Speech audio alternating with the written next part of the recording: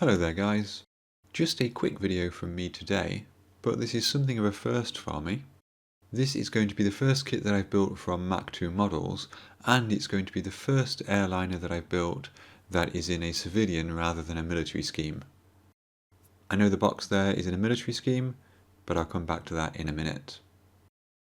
Why am I building this? Well, recently, early this year, I came across this great project called Tiny Flying Legends, which aims to recreate a 1/72nd scale diorama of Duxford airfield from the 2005 airshow.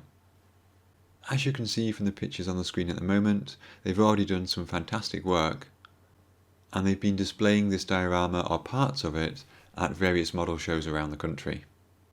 In fact, they will be at the Airfix show, or the Hornby Hobby show, next weekend in Birmingham. The project is run by a gentleman called Kieran, and after speaking to him a few times and him knowing that I'm a bit of a Lancaster fan and I'm building the Manchester at the moment, he asked if I'd like to build this York as part of the Tiny Flying Legends project. Of course I said yes, and so he provided me with this kit. This image shows one of the two surviving Yorks at the RAF Museum in Cosford, while this shows the other survivor at IWM Duxford in its Dan Air scheme, and this is the scheme that I'll be building. So one of the challenges is going to be building this kit, another one is going to be working out the decals. Mach 2 is a French company which I hadn't really heard of before. As you can see, this kit comes in a huge box, and according to ScaleMates, this kit was first tooled in 2016. Please do bear that in mind for the rest of the video. The kit has been released in this boxing, which is the Berlin Airlift boxing, but it's also been released in this wartime livery, this Dan Air livery, which I'm guessing was just not available when Kieran acquired the kit, this Skyways of London civil scheme, a French naval air arm scheme, and apparently the most recent release in 2020 is this Lord Mountbatten version. This is a Far East scheme. Mach 2's website says that it's optimised for Internet Explorer 5.5, which was superseded by Internet Explorer 6 in 2001. So I'm going to take a guess it's not been updated for a while. But if we look here at Hannants, they've got quite a wide range of aircraft in stock. So we've got a range of civilian and military aircraft here. Quite a few unusual subjects.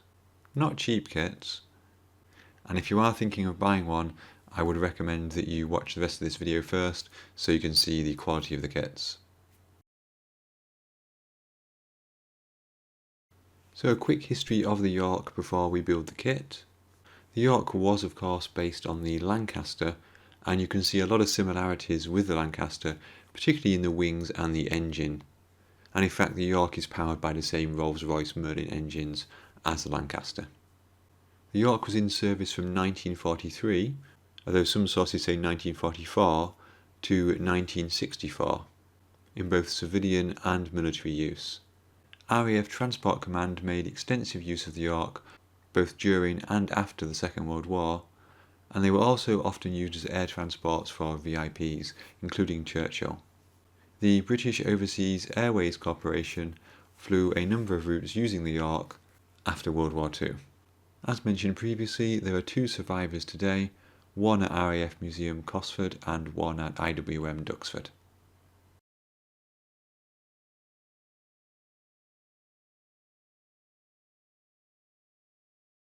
So let's have a look inside the box. I must admit I was a little bit surprised when I first opened this. Not in a bad way, just in a surprised way.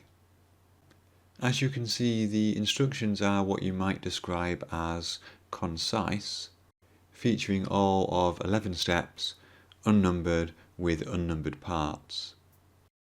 However, the flip side of that, of course, is that this doesn't look to be a particularly parts-intensive build, and so even without the parts being identified by numbers, it should be fairly easy to identify them.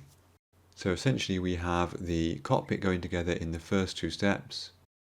The second two steps show the fuselage halves going together with some glazing going in, which I will probably leave to the end. The engine nacelles get 4 steps all in the centre, including the undercarriage. propellers, spinners and a few details in the 9th step, tail wheel in the 10th step, and the tail assembly in the final step. You might notice that the wings are not mentioned, but hey, they're wings, we can work out where they go. Over the page we have two schemes, both the Berling airlift from two different squadrons. We've then got a couple of giant sprues and a few loose pieces too. Let's have a quick look at those. So first up, and most obviously, we've got the two fuselage halves here. And I'm not sure how well you can see it on camera, but these are quite a good indication of the overall quality of this kit. So the exterior plastic is quite rough in its appearance. I'm not quite sure why. It's almost like the moulds were sort of like, I don't know, dirty or gritty or something. But I'm hoping that will just sand down quite well. You can also see some quite thick sprue gate attachment points there. And in fact you can see it better on the sprue itself, but a little bit of offset between the two sprue halves, which has given us that bit of flash around most of the parts. So even just looking at these parts here, I know there's going to be quite a lot of cleanup for this kit. And again, that shot there is a great example of how similar these are to the Lancaster pieces. Again, as we look at other parts here, you can see the rear of the cockpit, the wheels and the undercarriage and undercarriage bay doors. Propellers look a little bit rough around the edges, but hopefully they'll sand up nicely. But I think it's fairly obvious from the sprues that a large part of this build is going to be sanding and cleaning up and so on. But that's fine, you know, I'm up for a challenge. Got some clear parts here. Of course, we've got lots of those round sort of porthole style windows all the way down the side of the fuselage. So as the instructions suggested, I started with the cockpit. These are just loosely cut off the sprue at the moment, they're not cleaned up. It's a strange plastic this, it looks quite soft but it's actually fairly hard. Essentially these will roughly go together like so, obviously once they're all cleaned up. There's our rear cockpit door. The slot there for the floor of the cockpit does need to be cleaned out, but one thing you might notice is that the bottom of this piece is not parallel to the bottom of that door. The top is, but the bottom is not. I can't quite tell if the door is wonky or the piece is wonky. I suspect it is the piece. But anyway, in the meantime, I cleaned out the slot there for the cockpit floor. And with a bit of fettling, a bit of sanding and a bit of coercion, I was able to get something that looks like a cockpit. Still needs a bit more work there because there are a couple of gaps at the front and the back. It was a bit of a challenge getting this cockpit into position because we have this bar here for alignment only on the port side of the cockpit. And I was able to sort of get this into what I thought should be the right position. But it was kind of hard to know. And ultimately my build strategy would be to fix this into this fuselage half first, because, as I say, there's nothing on the starboard side to get things aligned. I couldn't quite tell whether that instrument panel should go in front of or slightly below the nose piece, but ultimately I went for something along these lines, and they were obviously a little bit neater in the final version. You can also start to see here a bit of a problem that would come back to haunt me later, which is that the nose doesn't seem to close together very well.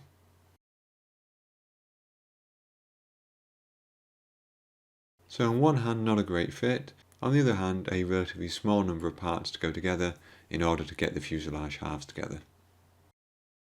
Once I was fairly happy with the arrangement and I had everything glued into place, I gave the interior a coat of XF71, which is interior green.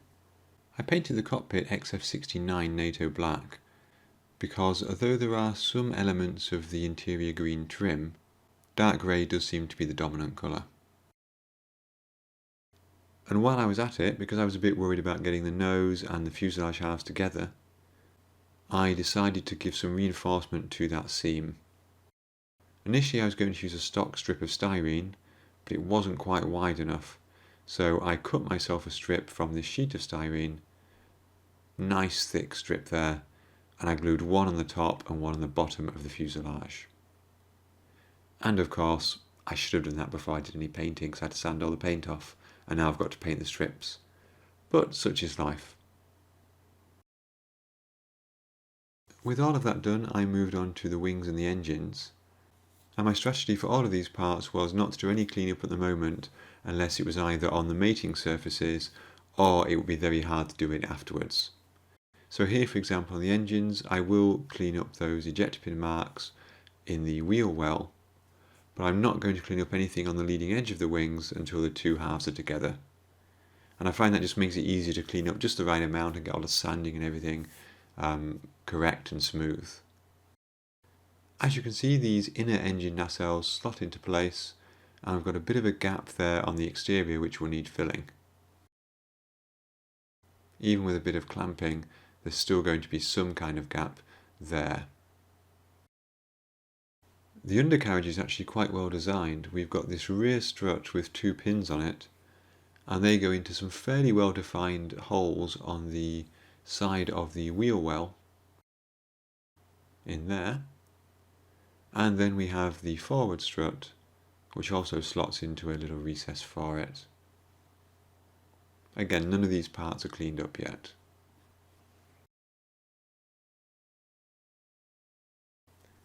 Before I did anything with the engines, I wanted to get the upper and lower wing halves together. And using it as a sort of template, I took the fuselage half, put the top wing half into the slot, and then glued, clamped and taped the lower wing half into position as best I could.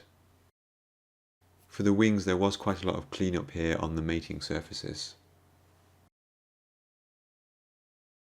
While that was drying, I did a similar thing for the tail planes.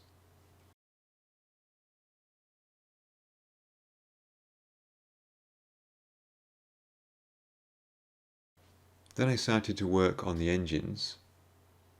With the two halves glued together, this front section needs to go into place. As you can see, some of them are not a terrible fit, so that's not too bad, and with a bit of cleanup it will be even better. Other ones like this one have quite a significant gap. And so of course the easiest way to deal with that gap is to sand down the upper surface there in front of the exhausts so that this piece goes further down onto it and closes that gap. So that's exactly what I did. I got some fairly high grit sandpaper, laid it down on my desk, and just ground a millimetre or two off the front of that engine nacelle. And you can really see my desk wobbling there. I need to do up the bolts that hold the legs, I think. Even with that short piece of sanding, that's reduced the gap by what, about a half, so a little bit more, and it should sort it out. There we go, that's looking much better.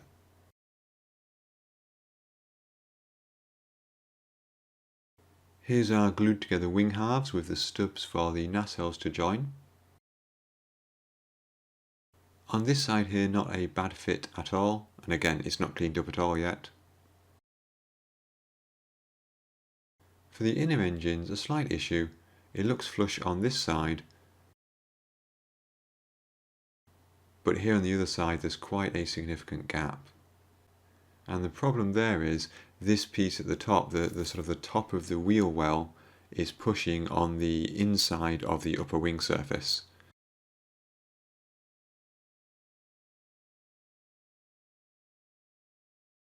And that gap is extreme on the starboard wing.